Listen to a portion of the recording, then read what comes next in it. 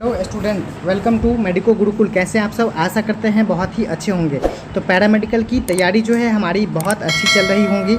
आशा करते हैं कि अगला जो तैयारी होगा वो भी बहुत ही अच्छा होगा। और आज मैं लेकर के आया हूँ बिहार पैरामेडिकल 2020 का प्रश्न पत्र का फिजिक्स का क्वेश्चन। ये जो हमारा फिजिक्स का क्वेश्चन है ना, ऑलमोस्ट 15 मार्क्स का फिजिक्स पूछेगा इसमें पैरामेडिकल डेंटल में।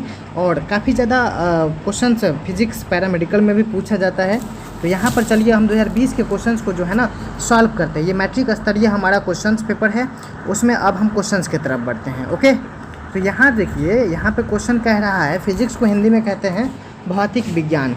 तो घबराने की कोई बात नहीं है। भौतिक विज्ञान जो है हिंदी मीडियम में कहते हैं। हिंदी मीडियम वाले बच्चों के लिए हम हिंदी में भी बात करते हैं। तो पहला क्वेश्चन है हमारा यहाँ पर, किसी वस्तु का भार पृथ्वी के केंद्र पर होता है। पृथ्वी के केंद्र पर जो है वस्तु का भार शून्य होता है। कितना होता है? शून्य। तो याद कर लीजिए, इसका आंसर जो है ना ए हो जाएगा, शून्य। अब यहाँ पर जो है हम अगला क्वेश्चन की तरफ चलते हैं। अगला क्वेश्चन हमारा हो गया है यहाँ पर, किसी अनुदैर्घ्य तरंग का वेग 20 मीटर पर सेकेंड है। किसी अनुदैर्घ्य तरंग का वेग 20 मीटर पर सेकेंड, इसका मतलब भी बराबर जो है 20 मीटर पर सेकेंड। अब यदि दो लगातार समपिंडों के बीच की दूरी 10 सेंटीमीटर हो तो आवृत्ति का मान क्या होगा? मतलब लेमडा बराबर यहाँ पर जो है 10 सेंटीमीटर दिया हुआ है। अगर इसको हम मीटर में बदल दें तो 0.10 मीटर हो जाएगा। अब लेमडा बराबर इतना हो गया और भी बराबर 20 मीटर पर सेकेंड हो गया। तो अब इसको जो है हम आवृत्ति अगर निकालेंगे तो आवृत्ति का फॉर्मूला लगाएंगे, भी बराबर एन लेमडा। एन यहाँ पर जो है आवृत्ति हो जाएगा, तो एन बराबर हमारा हो जाएगा यहाँ से भी बट्टे लेमडा। अब भी हमारा हो गया यहाँ पर 20 मीटर पर सेकेंड बट्टे लेमडा हो जाएगा 0.1। ये पॉइंट को जब हटाएंगे तो यहाँ पर जो है 10 से गुना करेंगे, मतलब 200 हर्ज। यहाँ पर जो है 200 HZ हमारा आंसर हो जाएगा, 200 हर्ज। तो इसका करेक्ट आंसर जो हो जाएगा वो बी नंबर आंसर करेक्ट हो जाएगा, 200 हर्ज। चलिए अब हम चलते हैं अगला क्वेश्चन की तरफ। अगला क्वेश्चन हमारा कह रहा है, यदि किसी सरल लोलक को पहाड़ की चोटी पर ले जाए तो उसका आवर्तकाल क्या होगा? एवं भैया, आवर्तकाल जो है वो कंडीशन पर नहीं डिपेंड करता है, हाइट पर नहीं डिपेंड करता है। तो उसमें जो है उसका आवर्तकाल जो है अपरिवर्तित रहेगा, परिस्थिति पर नहीं डिपेंड करता है। पत्थर के एक टुकड़े को चोटी से गिराया जाता है। 100 मीटर गिरने के बाद पत्थर की चाल क्या होगी? देखो, 100 मीटर गिरने के बाद चाल क्या होगी? मतलब यहाँ पर S बराबर जो है 100 मीटर दे दिया गया है। A बराबर जो है ना G यहाँ पर लगेगा। अब इसका वैल्यू फार्मूला हम जो है V स्क्वायर बराबर U स्क्वायर माइनस 2GH से जो है सॉल्व करेंगे। इसमें V का वैल्यू हमको निकालना है, हमको गिराया जाता है, इसका मतलब U इसका 0 हो जाएगा, माइनस 2GH। तो 2 का वैल्यू यहाँ पर एक तरह से नीचे डाउनवर्ड को हम प्लस ले लेते हैं, पॉजिटिव ले लेते हैं, तो प्लस 2GH।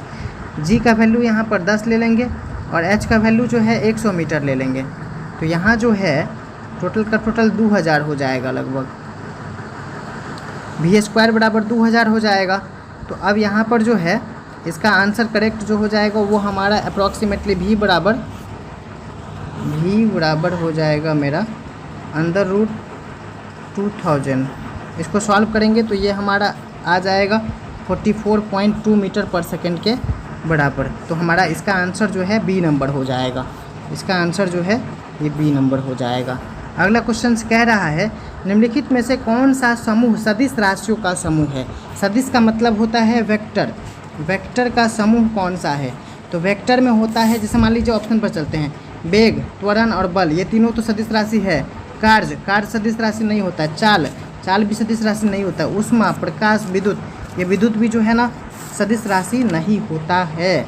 तो अब यहाँ पर जो है इसका आंसर करेक्ट जो हो जाएगा वो आंसर करेक्ट हमारा हो जाएगा ये वाला आंसर।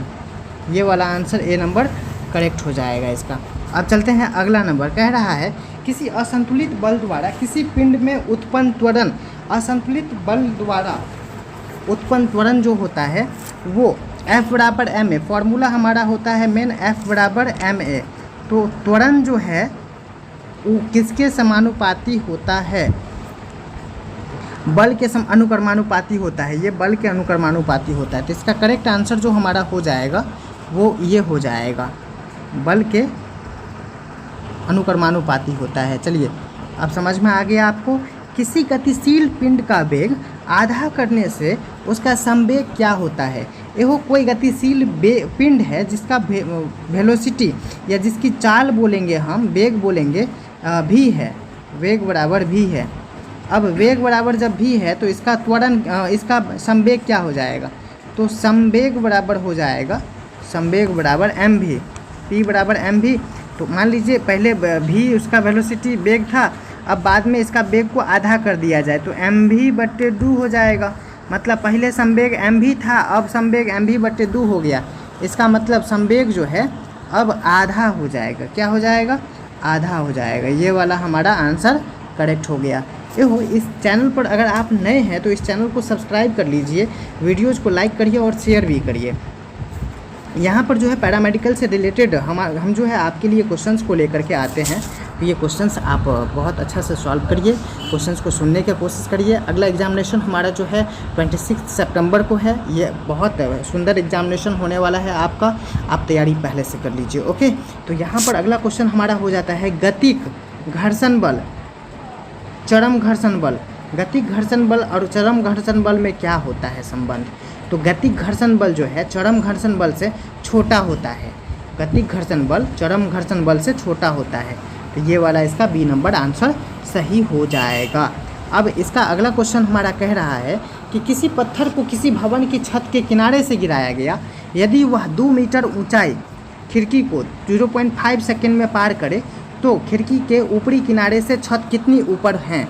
अब यहाँ पर देख लीजिए कि एक भवन को हम बना रहे हैं, फिगर में जो है एक भवन को बना रहे हैं। अब यहाँ पर देख लीजिए ये हमारा एक भवन है और यहाँ से यहाँ तक में हमारा खिड़की है। ये खिड़की का लंबाई जो है 2 मीटर है। कितना मीटर है? 2 मीटर। और इस खिड़की तक पहुँचने में, जो खिड़की को पार करने में 0.5 सेकेंड का जो है ना समय लग जाता है, इसको 0.5 सेकेंड का। तो अब खिड़की से ऊपर जो छत की लंबाई है उसकी ऊंचाई क्या होगी ये बताइए। तो खिड़की से ऊपर जो है h लंबाई हम मान लेते हैं, और जो यहाँ पर हमको फार्मूला पुट करना पड़ेगा वो फार्मूला ये हो जाएगा। देखिए h हाइट के लिए खिड़की अगर यहाँ पर है तो इस हाइट को h बोलेंगे और इस हाइट को 2 मीटर बोलेंगे। तो h हाइट के लिए जो हो जाएगा वो u तो 0 हो जाएगा क्योंकि गिराया जाता है डायरेक्ट, तो u 0 हो जाएगा। तो हाफ GT², मतलब हाफ GT²। और h+2 हाइट, मतलब